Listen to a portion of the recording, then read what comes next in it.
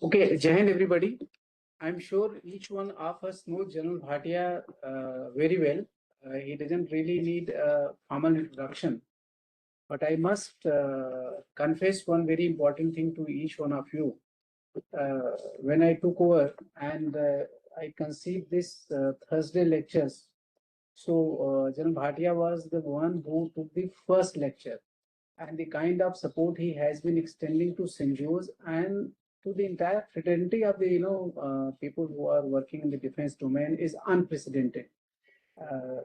When one speaks to the even media people and elsewhere, so he is the person who defies all the rules and regulations and supports their effort anywhere and everywhere. You will not find a person of his positive attitude. And to us in CENJOWS, it has been really, sir, a great support. I mean, I don't have words to express that.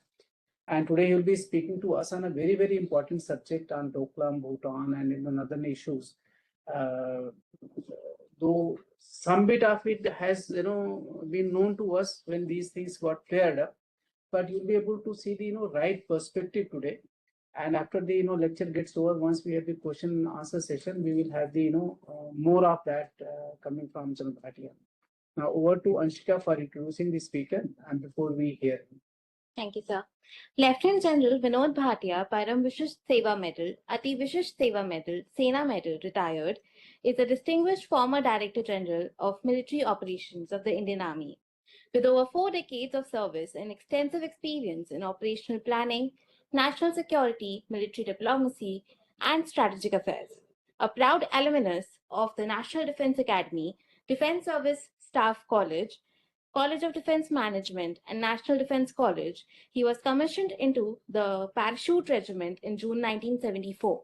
He has held several key command and staff appointments, including commanding a parachute battalion, Assam Rifles Battalion, Mountain Brigade, Infantry Division on the line of control, and an operational corps along the India-China-Sikkim border. As DGMO, he contributed extensively to India's national security capability development, force modernization, and management of the line of actual control. He was also closely involved in maintaining the ceasefire along the India-Pakistan border and in military diplomacy. His operational experience includes participation in Operations Rakshak, Vijay, Rhino, Hifazat, Orchid, Falcon, All Clear in Bhutan, and Cactus, Maldives, as well as major disaster relief operations in Sikkim and Uttarakhand. Lieutenant General Bhatia served as Director CENJOWS from February 2016 to December 2021 and is presently an Honorary Distinguished Fellow of CENJOWS. He has been associated with several national security institutions and think tanks, including USI, MPIDSA, and other strategic organizations, and continues to contribute to discourses on national security, international relations, counterterrorism, special operations, and defense affairs. A very warm welcome to you, sir. Hello, sir. Thank you. Thank you, Dr. General CENJOWS. Thank you for this Garvapsi. Yes. Anything for CENJOWS will always be done. And thank you for this wonderful comments on me. I don't deserve that. It's all to say. Thank Anshika for the introductions. The brief given to me today by CENJOWS, the Director General, is to speak on Bhutan. Dolam, it is not Doklam actually. Doklam is the term which was used by the media and caught on. It's Dolam, pronounced Dolam in Bhutanese. And India's another security architecture. Let me start by, pardon the I was very fortunate to having commanded a brigade in this sector and the corps which was responsible directly for the defense of the Sikkim border, including the Chumbi Valley and Dolam, right? And the Siliguri corridor, which is very important. Let me start by saying we as Indians and Indian Armed Forces especially, we don't understand Chinese nor China. Okay. Worst is that Chinese don't understand us at all. So that is where the problems start. And our understanding of China is basically from what we read from the Western perspective, not Indian perspective. So today I'll try and give the Indian perspective of the things, having been on the ground and having looked after this area, not only on the ground, but also in the Military Operations Directorate. I was a DDGMO for 2 tenures, looking after this particular area. That is, that's my area of responsibilities in the MO Directorate, DDG also, not as a DGMO. So we'll start now, and I'll have to go at a very quick pace because there's a lot to be covered, and I've got about 20 odd slides, so we'll go over it. Next, please, I can do it from here. Oh, right. Yeah. Downward key. Okay. It's an operating. Then actually you have to do it from there. Right. Okay. Just an overview. India-China border. I'm talking India-China border, or the boundary, is 3,488 kilometers. Just for recap, the western sector, which is eastern Ladakh mainly, is 1,597 kilometers. The middle sector in Himachal sugar sector, which was a Chini sector in 1962, we started calling sugar sector, is 201 kilometers, and Uttarakhand is 344 kilometers, total of 540 kilometers. The eastern sector, Sikkim's 220 kilometers, and 1120 kilometers of Arunachal Pradesh.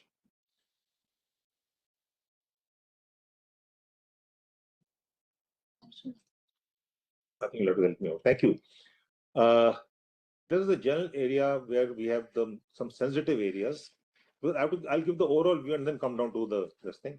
So the border extends from Karakoram to Kibutu, right? Karakoram on the west, Kibutu to the east. We have disputed areas all along. Pangongso and north of it, which is Depsang Plains, which is Galwan, which is very famous now, Jeevan Nala, Hot Springs, and coming down to Demchok. I'll just cover that later. In the central sector, the middle sector, you had Barahoti, which is a DMZ basically. It is a DMZ, okay, demilitarized zone. And then you have Nathula and Chumbi Valley, Tawang, the Kameng sector, and in the east you have Walong and Kibutu. Next, please. Okay, now give you a sense of it. The LAC is not defined. LAC is not a line. It is a line of actual control. It's not a line, right? LAC is a line of perceptions. There are 4 perceptions. One is the Indian perception, the line of actual control. One is the Chinese perception, the line of actual control. One is the Indian perception of the Chinese perception, line of actual control. And the Chinese perception, Indian perception, line of actual control. So that is the model we are talking about, right? There are 4 different perceptions out there. And that is how, despite all that, in the altitude areas ranging from 4,500 to 5,000 plus meters, we have maintained peace and tranquility mostly. Thank you so much. Thank you. Peace and tranquility. And for that, I think we should compliment both the Indian Army and the PLA also, because these are altitude areas. In altitude areas, the temperatures are low, but the tempers are high. Okay, when you serve out, they realize that the temper is always high. Right. So what we have out here is we have China illegally occupying. The one in the light blue is the areas occupied by China, and the Aksai chain is 33,500 kilometers and 51880 square kilometers ceded by Pakistan, which is the Taksum Valley, to China in 1963, and then with Demchok area, a total area of 38,500 square kilometers plus, right? 33,500 was claimed and occupied by China, and another 5,150 ceded by Pakistan to China under 1963 agreement. The areas in blue, the dark blue, are the ones which are sensitive areas where we generally have transgressions, and this is in the central sector, there's less transgressions, and the eastern sector you find that China claims 70,000 square kilometers of Indian territory. Right. So this is what the overall construct is. China occupies 38,500 square kilometers and claims another 70,000 square kilometers. Next, please. Okay. Just a word of the emerging world order. You're all with the CENJOWS, so you do this on a daily basis. China is a global power. It's an economic power, it's a military power, it's a technological power. Let's not deny that fact, right? China will define the new world order. And President Trump's visit to China was very categorical, where Xi Jinping had said something like talking about suicide trap, which is an emerging power challenging the established power. We have brewing conflicts in Asia-Pacific region, West Asia. China's incredible expansionist ambitions, right? And it has got duplicity and terror collision with Pakistan. I won't even call it collision anymore. After options, I'll call it collaborative, right? And then collaboration. Dealing with China is a major global challenge for India and for the world powers. China also believes in debt trap. It believes in wolf diplomacy, and it also believes in a few other things, which is sharp power. And when we talk of soft power, hard power, smart power, China talks of sharp power. Sharp power basically is either you're with me or you're against me, right? And it has a national first ideology, which is also emerging in other right-wing leaders, not only China. So we see a shift from global power play from west to east, and when the shift takes place, it's already taking place, the two major players will be China and India, right? And China looks at a bipolar world, sharing with the US. India looks at a multipolar world. So that is where the differences come across both India and China, right? So this is China. One more thing I'd like to add is, in the last 500 years, there have been 16 transitions of world power, if you go through history. Out of the 12 have been violent, only 4 have been peaceful.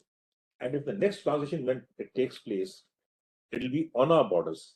And if it is violent, we should be prepared for it, ready for it, and try and meet and mitigate the threat which emerges from China. Next, please. Okay, a word on China's strategic perception. I'll go very fast over it. China in bipolar already covered. China's imperative is BRI. It's the China dream, right? And central to the China dream is the CPEC. Xi Jinping took over as the president and the all-powerful leader of China on 13th of March 2013. On 14th of March, in 24 hours, he signed the Gwadar Agreement, taking control of 40 years of Gwadar Airport. Okay. So a lot of China experts feel that this was lying on the table and he signed it. No, it's not so. That is Xi Jinping, right? He's a man in a hurry. So CPCE, and he came in 2014 September to Pakistan, then to India, right? And when he went to Pakistan, he promised the $46 billion for the CPC projects, which is now about $66 billion now. And thereafter he came to India. So that is the China dream of a BRI. And CPC is central. Why I talk of CPC is because BRI is one of the few nations which is not accepted the BRI is India, because it passes through Indian territory. It's our territory, right? Its strategic concern is South China Sea. Its strategic sensitivities are 3 T's. We should know what is sensitive. The 3 T's are Tibet, Taiwan, and East Turkestan, right? Why East Turkestan? That is a, you guys over the Xinjiang region. So that is a strategic sensitivity. And a strategic vulnerability is Malacca dilemma. We have woken up to it, and that is how we're getting into the Great Nicobar Island and also a blue water navy, which is the 4th largest in the world. And China's strategic asset is a great multi-domain wall. When he talks of multi-domain wall, he talks of multi-domain walls, which is, as Chinese put it, and not of the Western media. They talk of surface, they talk of subsurface, they talk of snow, they talk of sand, they talk of shore, they talk of space, they talk of cyber, and they talk of multi-domain wall of villages, right? Those 630 odd villages on the India-China border. They talk about multi-domain wall of villages also, whereas we'll come to what we are doing. And a very important aspect I'd like to give you before I come to Dolam, because that is connected. Mao's dictum was to have inclusive land borders. Now, it was by default or design, I don't know, but he never spoke of inclusive maritime borders, he spoke of inclusive land borders. And Xi Jinping follows what Mao does. And based on Mao's dictum, China resolved the boundary question with 12 of the 14 neighbors. And when they resolved the boundary question of 12 of the 14 neighbors, they gave away something like 63 to 86% of the claimed territories.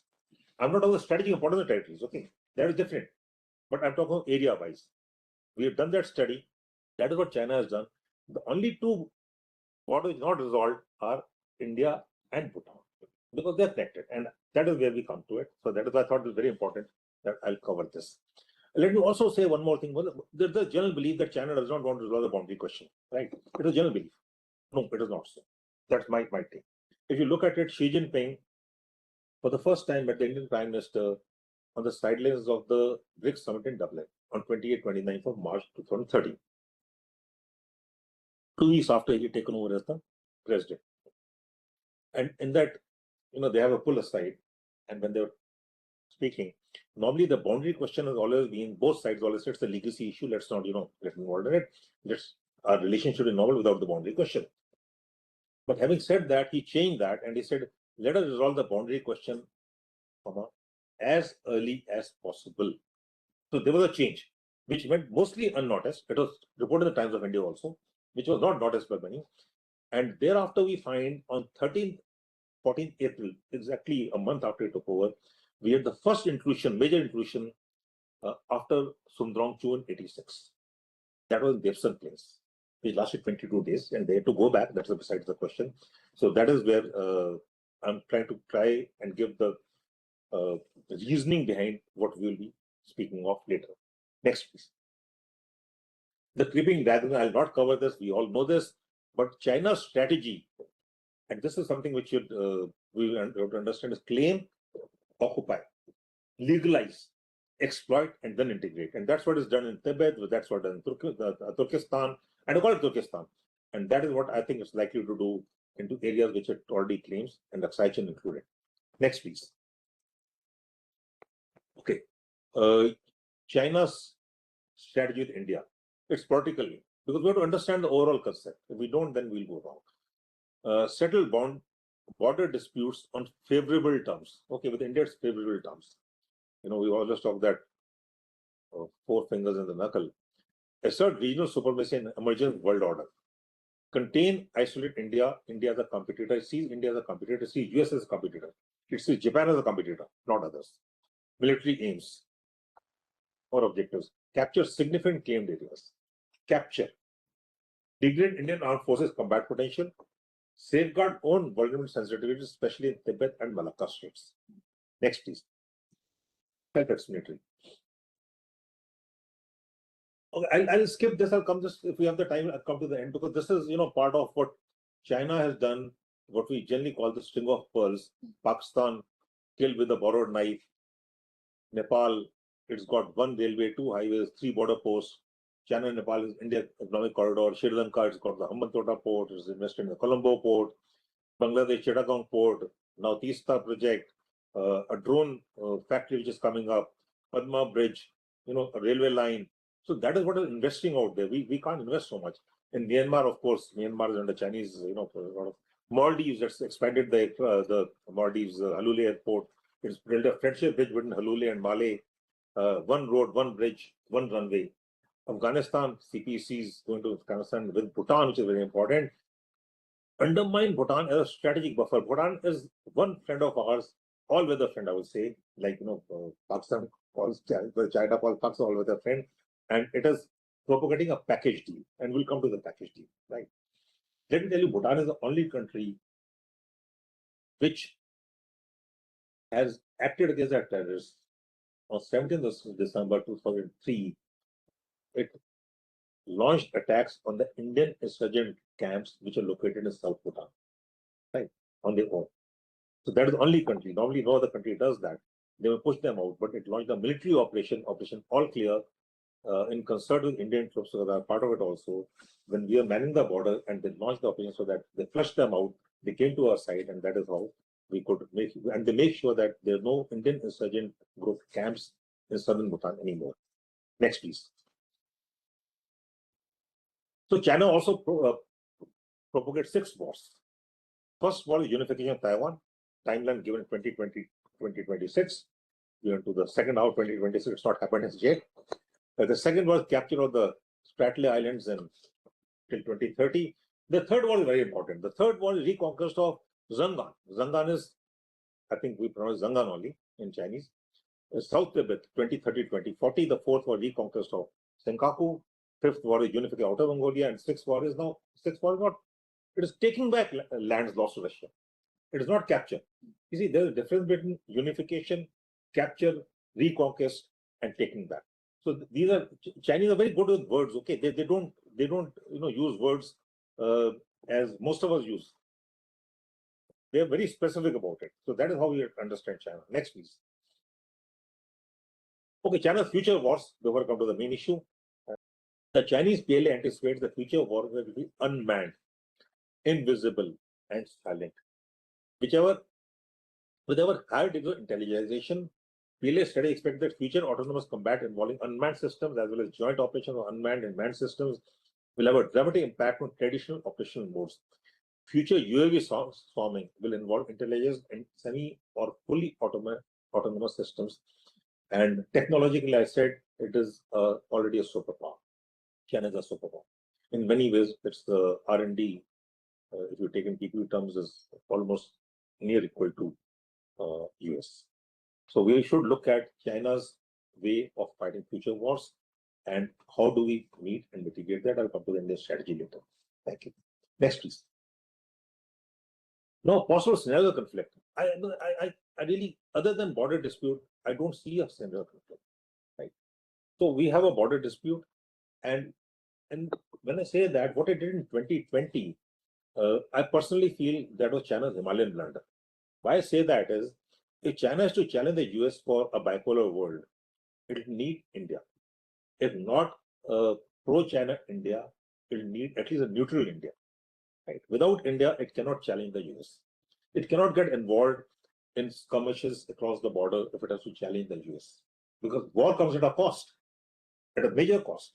It cannot divert its major aim of becoming for a bipolar world.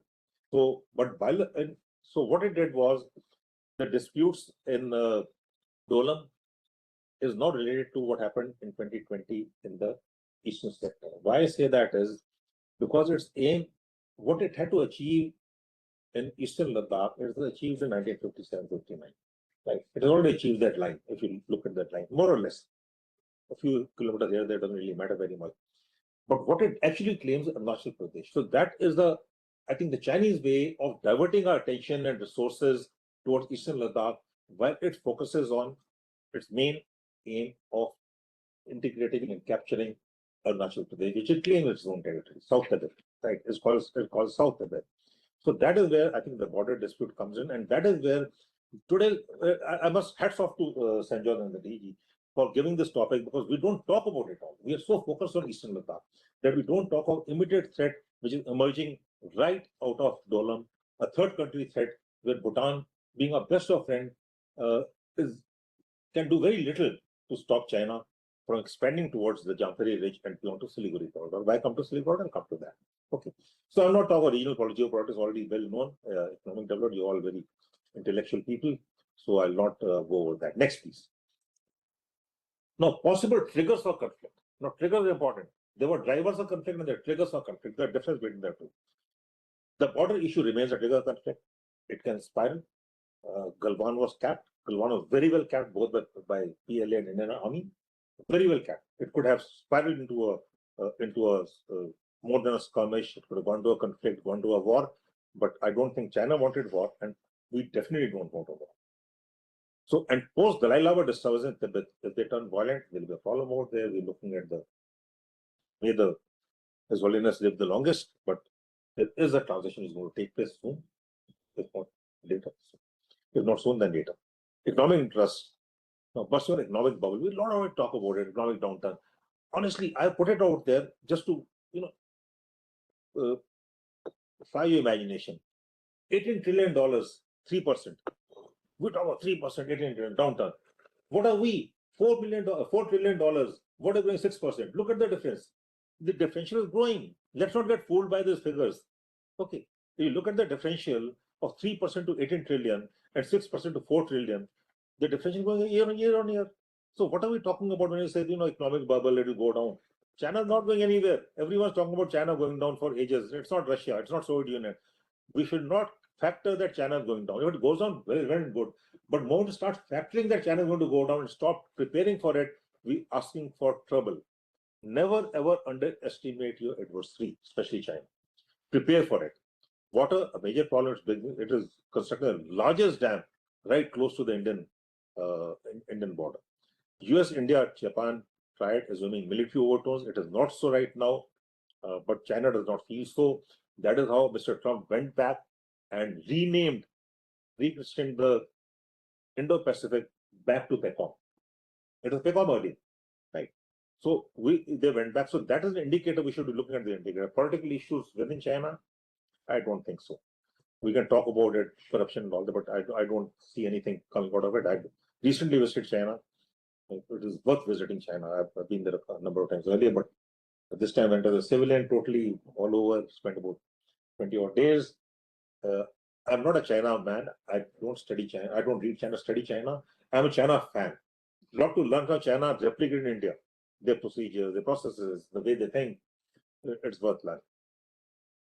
Right. Control of IOR and stock energy, possible to Indo-Pak war, threatening the Sino-Pakistan economic border, passing through. This is something, an emboldened Pakistan with the help of China, with the darling of Trump, with its SDMA, the Strategic Defense Mutual Agreement with Saudi Arabia, its relevance in West Asia today, its relevance in Iran, and emboldened Pakistan not good for India.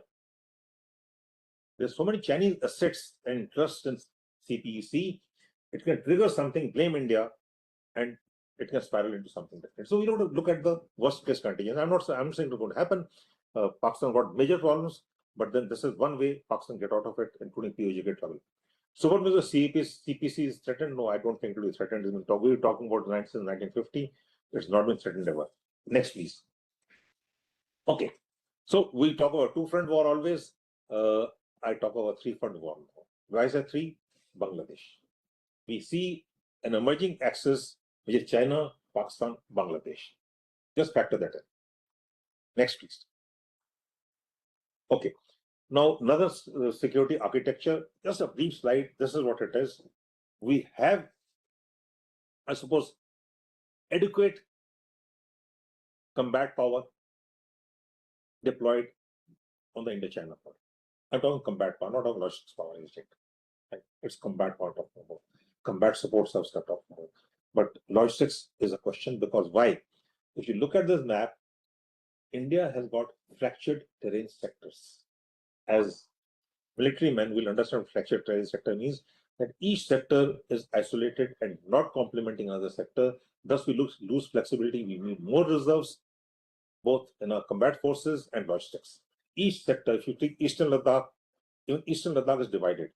The SSN does not complement the Chushul sector. The Chushul sector does not complement the Demchok sector, the Phukche sector.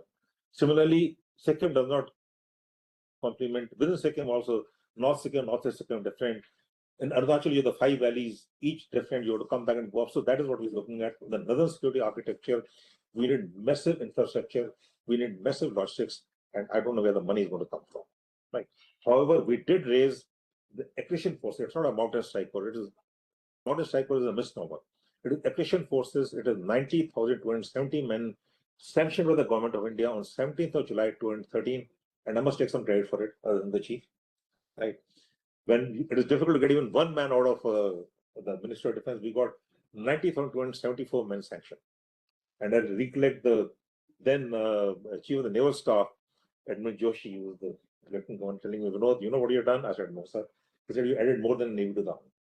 Right. Unfortunately, they said no war is going to happen ever. So the sanction existed. The funds never came. We raised the 17 crore in 2013. We raised the engineers and others started raising. It was to raise over a period of 8 years, 64,716 crores. I give the figures right now because we worked at it. Right. It comes automatically. And we did not get the funds. And in 2020, suddenly everyone woke up. They said, oh, what's happening? Had we started in 2013, by 2020, we weren't prepared for it. What I'm trying to say is, we don't lack the thought. We have the thought. We appreciate things. Unfortunately, in our systems, and let me be very honest about it, the authority and accountability are not aligned. The accountability rests with the service chiefs. The authority rests somewhere else in the bureaucratic political circles. Next. Okay, now coming down straight to the point where we are. This is the map of the area of interest to us. Area of interest to us. The Chicken Neck, which is Siliguri corridor, 20 odd kilometers at best, right? Now this connects not the 7 states as most of us believe, it connects 8.5 states. 5.5 crore people depend on it. It also connects and supports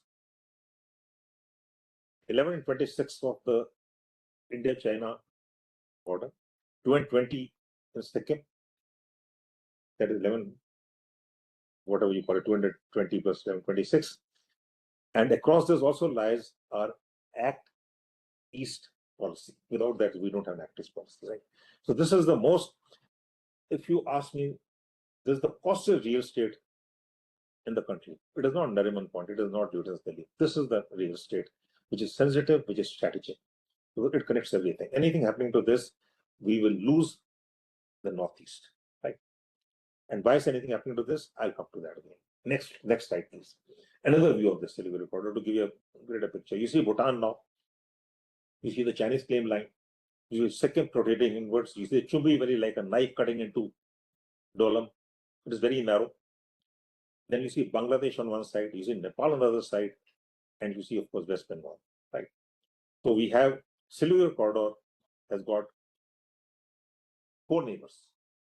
Nepal on the east, Bangladesh on the west and southwest, Bhutan on the northeast, north, and China in the north, right? 4 neighbors, Siliguri corridor. And the distances are very little. Okay. So what China has done actually out here is shown major interest in Chumbi Valley. It has claimed over 200 square kilometers area. Okay, I'll come to that later in another map, will be much easier. But it's built a road on eastern Nepal also. Not connected as yet, but it's built a 390 kilometer road with a land port on eastern Nepal. Bangladesh, it has got interest on Bangladesh west, including the Teesta project has now gone to China. Okay, so we should look at all this. It is also constructing the Steelwell Road, which is connecting the old Steelwell Road, connecting Arunachal. Next, please. Another view of the Steelwell Nepal border, Bhutan border, and Bangladesh border. Okay, so see how narrow this is. Next, please. Okay, now I dwell on this slide. This is an important one coming down to the tactical operational level. If you see, we have the red line. The red line starting from Batangla, coming down to Dokala, and coming to Gamuchen. Now, what China says that the India-China-Bhutan boundary is Gamuchen, which is the south, right, on the west of Jampari Ridge. What India and Bhutan say is the India-China triangle is Batangla. Batangla is generally south of Jalepla. North is Nathala, which we mostly know. And connecting this, Batangla, if you go eastwards, you got the Merugla Pass coming down to southeast, you got a Senchula Pass. So this area which you see between Merugla, Senchula, Jampheri, Gamuchen, and Dokala is our post. This area is the Dolam Plateau, which is about 88 square kilometers of area. It has got the Mochu River coming down and the Torsa coming down, joining and making Torsa River. Mochu is also known as Tremola. And if you go north of it, you see a place called Dalapchang, right? So the boundary between China and Bhutan is marked on the yellow, but on the right, what you see the MK Ridge, the Masang Kondo Ridge. The area between Masang Kondo Ridge and this has been occupied by China has got 3 camps out there, which we call the temporary camps, but they have this temporary camps since 1963. Okay. Why Dalapchang is important is when Jawaharlal Nehru visited, Prime Minister Jawaharlal Nehru visited Bhutan, he went by Nathala on a horseback. And Dalapchang is the bridge on the Tremola. The king of Bhutan crossed over the bridge and received Jawaharlal Nehru on the west of the bridge. Right. So historically, that is the border between Bhutan and China. Why I'm giving the history, it's important to understand that these small things, these are not small things, these are big things. So that is how, history, tradition, they dictate borders. So this is what we are looking at. What China has done now, this knife edge which is coming down, if you look where China has written out there, Dalapchang is written north of it. And from there, this is the Chumbi Valley. Chumbi Valley is very narrow. So it is expanded to the west up to MK Ridge, expanding to the south, taking over the Dolam Plateau with the aim of coming out to Jampheri, where you find the Jampheri written, center of it is a pass called Chelela, right? From there, you have the 3 ridges coming down. We call the CTO Ridge, Chamju, Tukla, and Kodaria ridges. They come down straight to the Siliguri corridor. So the sensitivity is that if he has to ever capture Arunachal Pradesh, what he does in the military terms, cut off the strategic corridor, threaten it, so that we cannot support operations and logistics beyond the strategic corridor. I'm not saying he's going to do it tomorrow, but China thinks long, and plans deep. So we have to understand China, and we got to start working at it now. We can't be waiting for 2020 to happen all over again and say, no, peace and tranquility, and then one fine day on 4th of April, find Chinese all over. Okay. No, I'm not talking anyone. And then you start blaming the people who are deployed out there. Where was the strategic intelligence? Where was the operational intelligence? Where was the tactical intelligence? It's not a tactical intelligence, strategic intelligence. So you have to understand the Chinese. On 19th October, Xi Jinping comes to Mahabalipuram, very high profile visit. He goes back and he plans this. So never trust anyone other than your own strengths, other than your own self, your own intent. Okay, so this is the importance of Dolam. So what he's done is he's made roads coming from Sinchula right to Dokala, constructed already.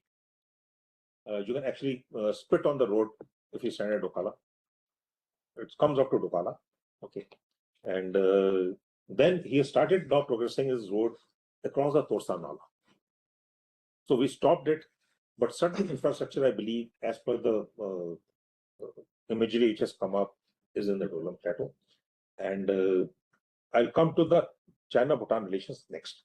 Next slide, please. If you understood this, I think you understood everything.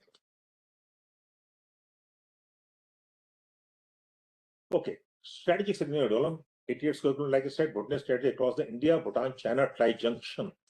Okay, it is dominated by the Tulela Ridge, which is the ridge between Batangla and Gamochin. We dominate it. If he comes there, good for us. We can actually, he's vulnerable there. We dominate that, but we need more and more firepower out there. So Chinese efforts focus extending infrastructure right of road southwards. Jampheri Ridge, Chilera Pass dominates the approaches to Siliguri corridor, which I already covered. Narrow link between the mainland. 2007 standoff was the first major standoff which took place in October, November 2007. Right. And we did stop them. They went back, but they reconstructed the road. The road construction activity is fantastic. What do we learn? They'll come with 2 machines, right? 1 dozer and 1 JCB. 4 people. They will stay there, they'll cook there, they'll eat there, and they'll keep constructing the road. 10 meters in a day, 15 meters in a day, 1 meter in a day. They just 4 men and 2 machines. They keep constructing. Unlike us, यहाँ पर हमारा BRO वो पत्थर तोड़ रहे होते हैं. You seen it? Okay, so that is one way of doing it. They're not in a hurry. So they constructed this road 2007 onwards, and 2017 we had the Dolam standoff for 73 days, which took the 2 supreme leaders to sit down in a place called Wuhan, which became famous as the COVID, and resolve the issue. But the issue was resolved. They went back, but they came back again to some extent, but I don't know to how extent. So Indian intervention support of Bhutan. With Bhutan, we have a 2007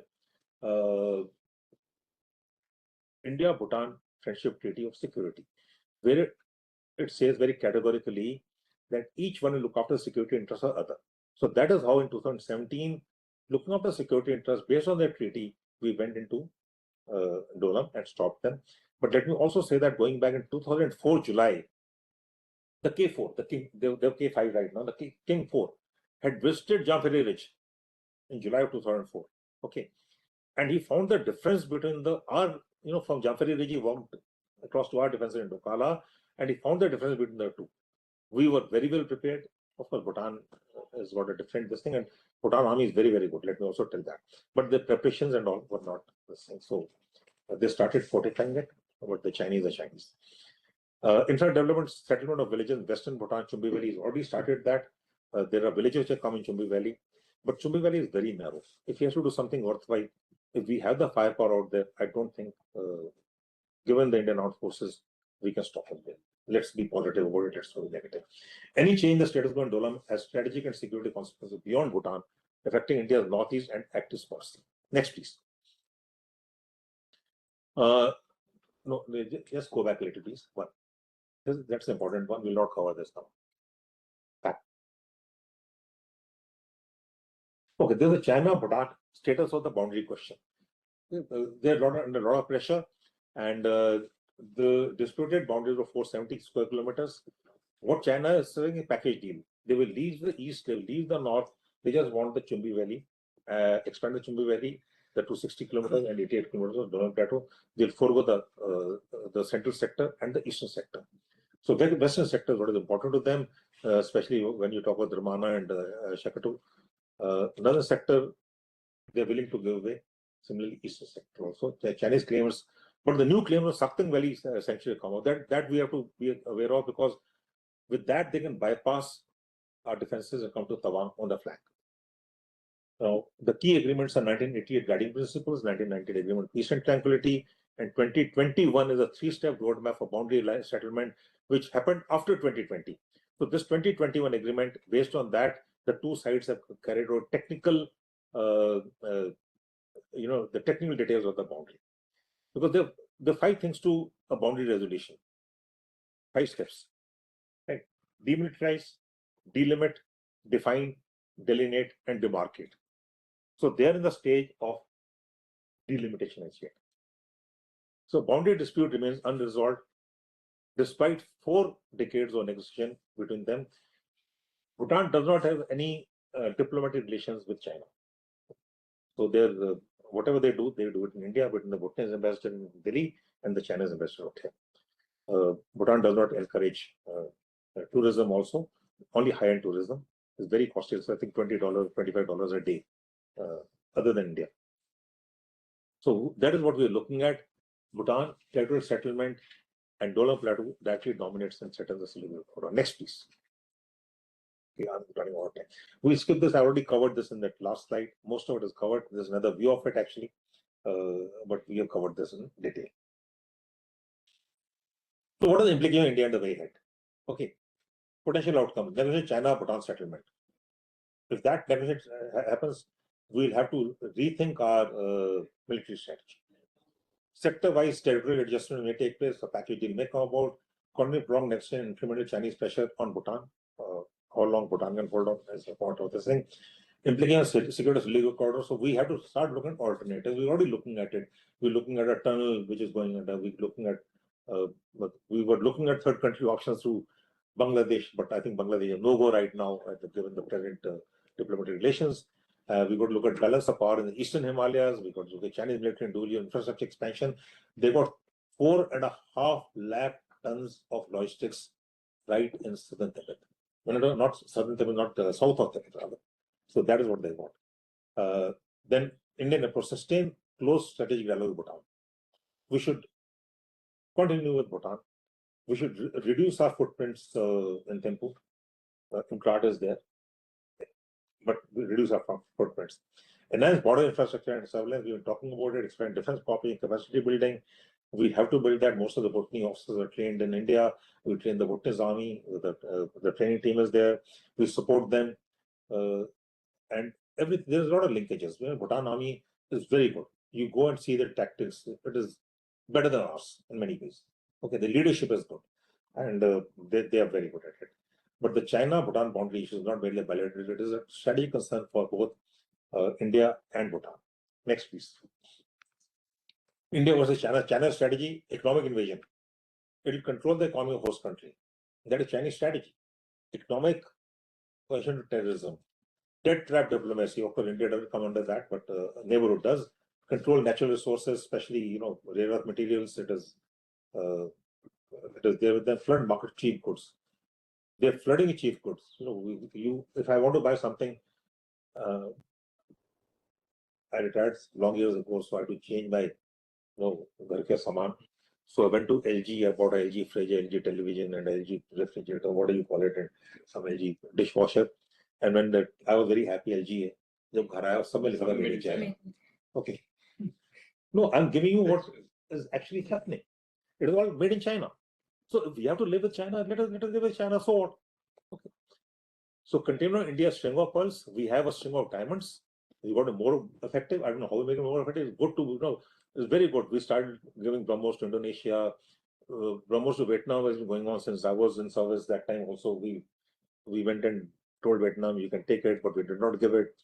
So the point is that China wants to resolve the boundary question on favorable terms. So what do we do? Next, please.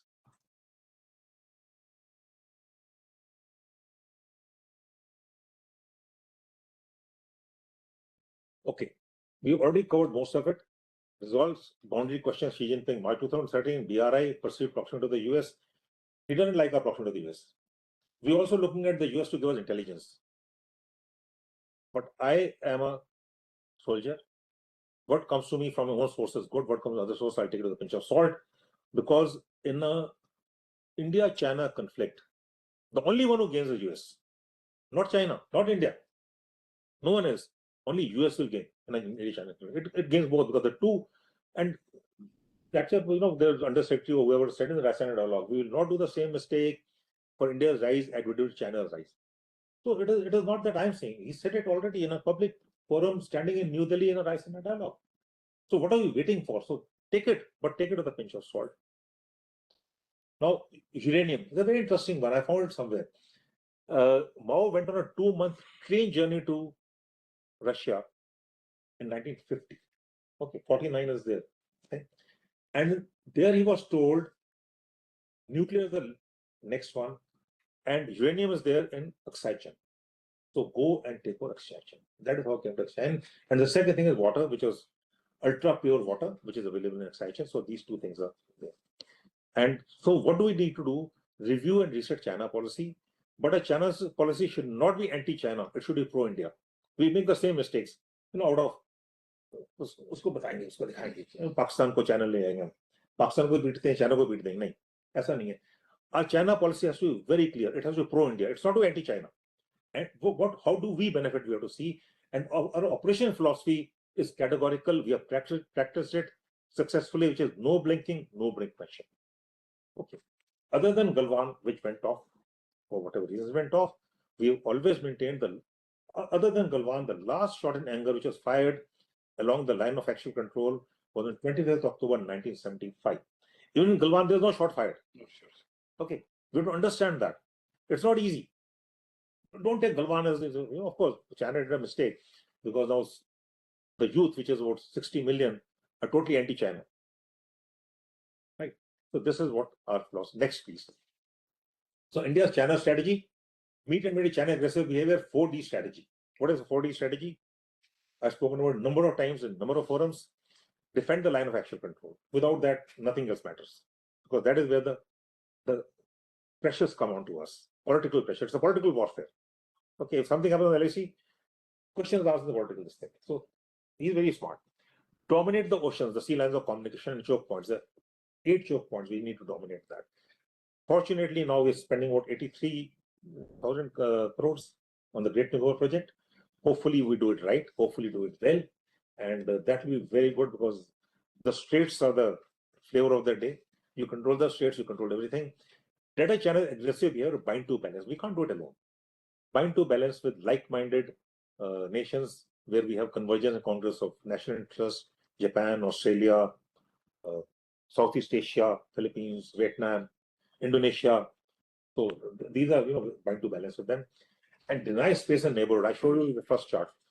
He's trying to choke us and we have to deny space and neighborhood. How we do that? Because if you ask me, our neighborhood first policy is in shambles. Okay, I said very categorically, and I said in all forums, we need to review that. We cannot let our neighborhood go. We are South Asia. It is the Indian subcontinent, and we got to be the prime movers out here. Soft power is good, but they have to understand this anti-India sentiment, India out sentiment, and Maldives and Bangladesh and Nepal in between. It's not going to work. They got to pay cost for it. We can't be goody always. They got to pay. Yesterday's, of course, Sheikh Hasina's. You must have all heard that. It should broadcast live on the telecast everywhere. Why was it not done? Let Bangladesh feel the pinch. If Bangladesh wants to take over Siliguri corridor, threaten us openly, let me as a military man, having been in charge of the Bangladesh border, we took 13 days to reach to Dhaka. We'll take 13 hours to cut off the Chittagong corridor. 24 kilometers to have. They should also know that we can, and Chittagong is very important. Let me tell you that. And 30% of the population is, okay, let me not go for it as a military man. But then they should know that we can do it. 13 hours. Next. So this is the last slide, second last slide. The summary of recommendations We've got to be very clear about some activity. I covered the 4Ds. Optimal defense preparedness and operational readiness. This is very important. There are two different things: operational readiness and defense preparedness. Right? Both have to be optimal. I'm talking optimal. Operational, and we cannot do optimal the way we spend our monies. We need a rethink. Everything can't be lying in the finance department for ages, because it costs money. What it cost? This is costing 10 rupees today. Out of 5, it's going to cost 15 rupees. Okay. So operational philosophy is managing the LAC, the 3 R's. What do we need at 3 R's? We need roads, trade and factory sector. We need ISR, radars, and we need reserves. We can't be occupying every inch of the 300 kilometers. We need reserves, and we need the QRF brigade, the IBGs now. We had started the QRF brigade long years ago, which is IBGs. I should preempt occupation of our areas. I cannot occupy everything. So that is why I need reserves. And that is how that accretion forces, which we loosely call the mountain strike. The mountain strike is only one part of it. Accretion forces was formed based on the reserves for each sector. Synergize intelligence, surveillance, and reconnaissance capabilities, capability building, capacity enhancement, constant review of rebalancing combat power, very important.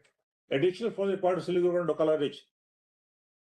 What we had, using the word we had anticipated this. We had armored brigade in Siliguri corridor, infantry brigade there. They've all been sucked into the eastern Ladakh. And they have now come back, fortunately. Deploy long-range vectors, very important. Dedicate special operation forces. Special operation forces carry the battle into Tibet. Okay. The Tibet population is with us. It is not that they are with us. We're the only ones who have actually supported Tibet, not by only morally, materialistic only. Their headquarters are in Dharamsala. Including special frontier force to be orbited. Now, very important, place ITB under operation control of the Indian Army for better synergy. ITBP is not under control of the Indian Army. They are controlled by the MHA. Okay, so what do we have? We have 2 ministries with a chain of command passing orders at conflicted times. It's very difficult. MHA tells ITBP something. ITBP headquarters in Srinagar in 2020. Of course, now they got it in range headquarters is there. We got a core out there. So they have to function under op control of the Indian Army, like BSF does in J&K. The 8 battalions of BSF, which are under operation control, one sector in north of Pir Panjal, one sector south of Pir Panjal. They are fully under op control of the Army. I was UC there, so I would know. And this is something model we can follow for the ITB. We should follow. This is one of the recommendations we were talking about in CENJOWS long years ago. I've written about it also. Next, please, and the last slide. Exploit new technology to enhance operational effectiveness, goes without saying. Infrastructure is very important. We need all with the connectivity. We were great at creating things. We created the great tunnel. What happens out there? 10,000 vehicles land up in the summers when we are building up. Okay. Clogging the roads. Tourists. The complete area, if you've been there now today, is not sustainable. So my recommendation that time was, I think, the governor with better and he called us. I said, a man who can come with a 20 lakh vehicle can afford 20,000 rupees as toll tax. 20,000 लगाओ, 30,000 लगाओ, कम हो जाएंगी गाड़ियां कुछ. We need the roads clear. We can't build infrastructure only for tourism. Tourism is required. Alternate road, rail multimodal projects, the strategic railways are coming up at a cost of 85 crores. When they come up, I don't know. Moderate demographic changes and patterns, very important. In the Siliguri corridor, specialization sector, the demographic change over the years has been from 30% to 70%. You don't need anything. 10,000 people sitting on the road and the railway bridge on Vananda, there's nothing you can do about it. Why 10,000, even few thousand? And it can be done. Environmental audit of all projects impacting the fragile ecology system, we talked about it. And technology as a force substitutor. We talk about the technology force multiplier. A force multiplier multiplies forces. Okay, we don't have the multiplication factor. We should look at technology as a force substitutor. We look at power packs which are indigenously developed. The West will develop power pack for their needs. Our needs is for a power pack to function at 4,000 plus meters. Do we have a power pack for that? Very good. We got fantastic equipment being shown in Delhi. You should exploit technology. Technology should function out there. It comes after 2-3 months. It doesn't function. And scrap the inner line permit. Why should I need an inner line permit to visit my own area? Naturally, if I have to go there, I need an inner line permit. Why should I have an inner line permit to visit my own area? It's my territory. Encourage tourism. encourage tourism. When you talk infrastructure, the villages are empty. The youth has come down to the towns, to the cities out there. The aspiration is not being filled. So when you talk of Vibrant Village project, 600 villages, you allot 1,400 crores. Divided by 600, 2 crores, 2.5 crores each. Means nothing. You really want them, give them education, give them medical facilities, give them employment out there. Don't depend on the army to do that always. The army is doing it. Army adds to the economy. We add about 30,000 crores to the J&K economy every year, which is not factored in because of presence out there. Right. So this is scrap the environment format. So that is where I end. Thank you very much.